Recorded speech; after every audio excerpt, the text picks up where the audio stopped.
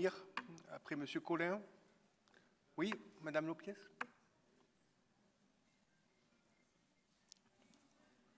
Mesdames et Messieurs les conseillers régionaux, je pense que j'irai dans le sens de M. Collin en ce qui concerne le coût exorbitant de cette politique sociale et d'autre part de notre mission aussi qui est le contrôle finalement de cet argent public.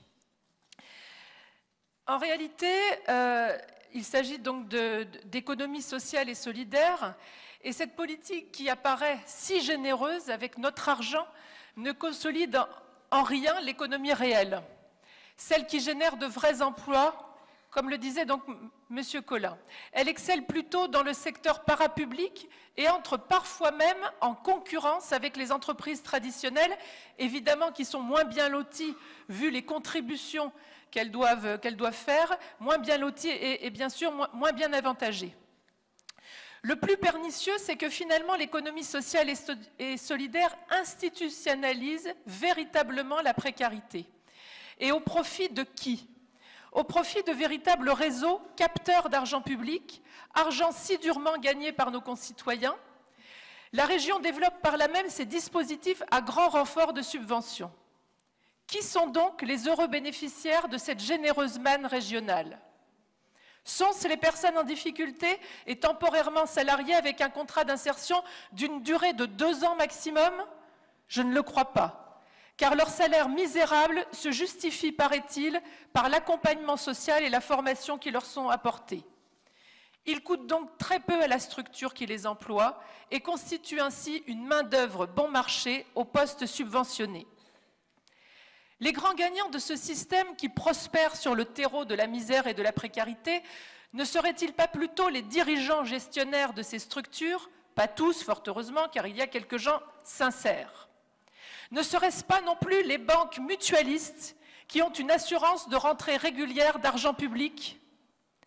Des paroles sans preuve, me direz-vous? Des preuves en voici.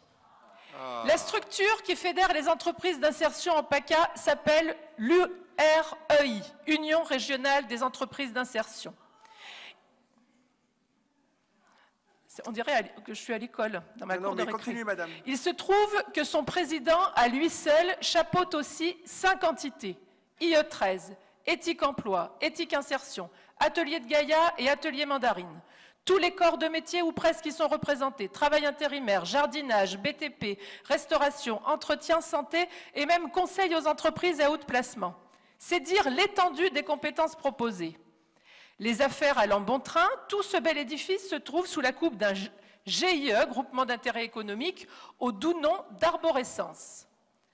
Cette société nouvellement créée le 11 avril 2013 a pour dirigeant Michel Faure, qui s'occupe du contrôle de gestion des deniers générés par les différentes activités. Mais que diable fait encore là ce personnage aux multiples casquettes? Nous ramenons toutes directement vers la subvention régionale. Après son détour en compagnie de Mme Pascale Gérard à la réunion de soutien à Michel Vauzel le 25 février 2010 dans sa permanence de campagne, on peut dire que ce monsieur a fait du chemin dans votre estime et est l'objet de toutes vos attentions. Par refus de participer à cette arborescence, nous voterons bien évidemment, tout logiquement, contre les rapports 12, 13 et 14. Très bien.